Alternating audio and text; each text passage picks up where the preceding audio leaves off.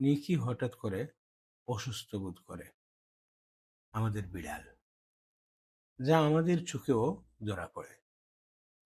এর 5 দিন আগে 4টা বাচ্চা দিয়েছিল, কোনোটাই বেঁচে নেই।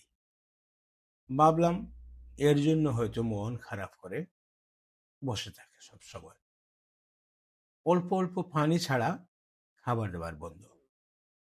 আরো 4 দিন দেখার পর স্থানীয় বেসরকারি প্রতিষ্ঠান পেট কেয়ার সুবিধ বাজারে নিয়ে যাই। আজকাল পোষা প্রাণীদের জন্য অত্যাধুনিক চিকিৎসা ব্যবস্থা, শ্বাসকষ্টের জন্য নেবুলাইজেশন সহ স্বাভাবিক অবস্থায় ফিরিয়ে এনে পরীক্ষা নিরীক্ষার মাধ্যমে যথাযথ ব্যবস্থাপত্র ও চিকিৎসায় আপনার আদরের প্রাণীটিকে সুস্থ করে তোলা সম্ভব এসব প্রতিষ্ঠান থেকে, যারা কুকুর, বিড়াল কিংবা অন্যান্য প্রাণী পালন পোষণ করে থাকেন। নিখির চিকিৎসা শেষে অ্যান্টিবায়োটিক দেওয়া হলো, সাথে অল্প স্যালাইন প্রতিদিন সাথে করে নিয়ে এসে অ্যান্টিবায়োটিক ও গ্যাস্ট্রিকের ইঞ্জেকশন দিয়ে এখানে দেওয়াতে হবে। এবার উঠে দাঁড়িয়েছে, অল্প অল্প খাবার মুখে নেয়। পরের দিন ধরতে গেলাম, ধরা যায় না। দৌড়ঝাঁপ শুরু করলো, আর পারা গেল না। এর পরের দিন অনেক চেষ্টা করে ধরা হলো, সাথে সাথে বাসায় ইঞ্জেকশন পুশ করানো হলো। আর যে ভয়ে কাঁপছিল সে, বলার মতো নয়। এরপর থেকে আবারও চঞ্চলতা শুরু হয়ে গেল। এখন আমাদের পরিবারের সবাইকে মোটামুটি সে ভয়ের দৃষ্টিতে দেখে এবং আমাকে আরো বেশি ভয় পায়।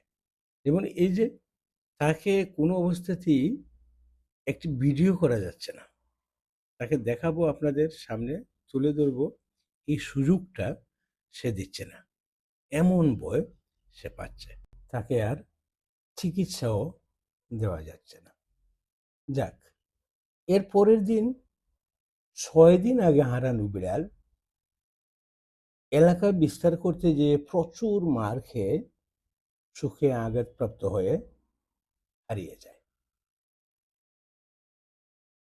এরপর নানা দিকে খোঁজাখুঁজি, পাওয়া যায়নি। আজ হঠাৎ দরজায় এসে মুমূর্ষু অবস্থায় হাজির। সাথে সাথে পেট কেয়ারে নিয়ে যাই, জরুরি চিকিৎসা দিয়ে বাসায় নিয়ে আসি রাত 9টায়। শ্বাসকষ্টের কারণে নেবুলাইজেশন লাগানোর পূর্বক্ষণেই মারা যায়।